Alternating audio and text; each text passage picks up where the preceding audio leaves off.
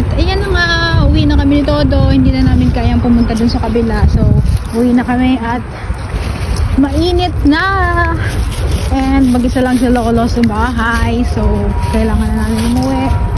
Ano kayang alarm na yun? Ayan, lakad-lakad kami. Come here, Todo. Let's go home.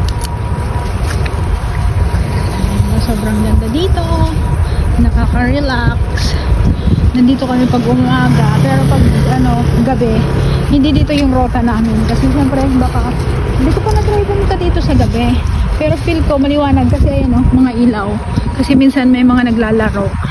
And maraming ilaw naman. So, feeling ko naman okay siya. Matry nga. Minsan. Doon kasi kami sa sa city. Pumupunta ni Todo. Ayan, lang ako, pambahay. Pumupunta kami sa city, o diba? Parang nasa ka lang nasa bundok Taga-bundok naman kasi ako Kaya, okay lang. Come here, Todo! Sobrang ganda dito. Ayan lang. Ang nakakatakot lang dito is kapag lumilindol, diba? Sobrang malakas yung mga lindol and almost everyday ang lindol. So talaga nakakatakot. And come here, Todo. Dito tayo dadaan.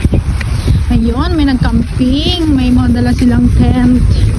Yun naman yung mga ginagawa ng iba dito. More mga Filipinos.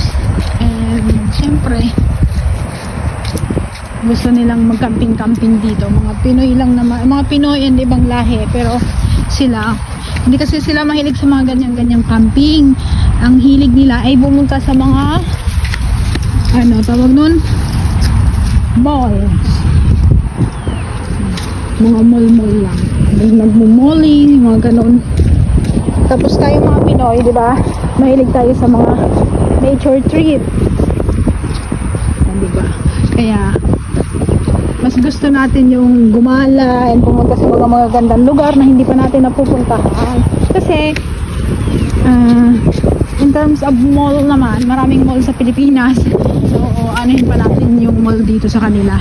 Mas marami ang mall natin compare sa kanila. And mas malalaki. Isa lang naman yung dinadayo talaga dito ng lahat. Even the tourists around the world. Yung lang. Tawag nun? Yung 101. And yes, sa lugar, maraming magagandang lugar dito. And syempre, mostly doon hindi pa natin napupuntahan, kaya yun talaga yung pinupuntahan ng mga Pinoy. And katulad ng mga nagbabike ng mga Pinoy, mga bang tawag doon? Cycler, nagsa-cycling yung mga ganun. Hindi ko lang alam kung anong tawag sa kanila, but yeah, umakyat sila sa bundok, natutulog sila sa bundok, katulad ng ng Snow Mountain. Nag-stay sila doon ng 2 to 3 days para lang makita ang ganda ng Snow Mountain and ang ganda ng bundok. Yun yung pinakamataas na bundok dito and nag-snow talaga doon. At mahaba-habang oras ng lakaran kasi doon. So, kailangan mo ng araw, ng oras para makapunta ka. Dito naman, ayun, pag nandito ka sa city, ganyan lang mga makikita mo. May mga magagandang naman ng mga man-made na mga pasyalan dito. Pero iba pa rin talaga yung talaga ng nature. Kasi nandito kami sa city, so ang mga pasyalan talaga is almost nasa province. At ayan na nga, naglilinis na naman sila dito. Go. Run. Leshe! Ayan. Diba, ganun sila kabait. Pag may ginagawa sila and dadaang ka, talagang mag-i-stop sila. And babatiin ka nila, good morning, yung ganun. Yun yung kagandahan dito. Masyado silang mababait and marespeto. Yun talaga ang nila, magalang sila dito. At ayan na nga, may ibang aso dito. Hindi ako marunong magsalita, so bahala na. Hi! 好朋友，好朋友，好朋友。哎，我们这太激动了。爱玩可是。Bye bye. Okay lang.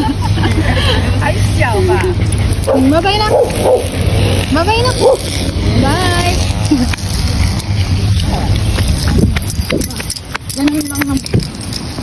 Ganun lang ako. Hindi kasi ako marunong magsalita. So, ganun lang. Bye-bye na.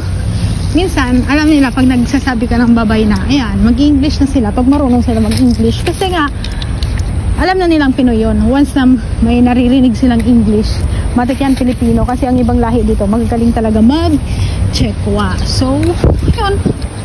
Yun yung ano dito. Once na Pinoy ka, makarinig sila ng English, it means you are Filipino.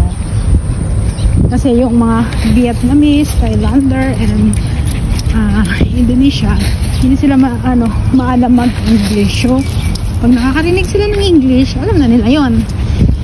Magtatanong na sila kung Filipino ka. So, pag magaling sila mag-English, that's good, makakausap mo sila. Pero pag hindi, sorry ka na lang. Tapos, salita pa sila ng salita kahit di mo sila maintindihan. So, ayan.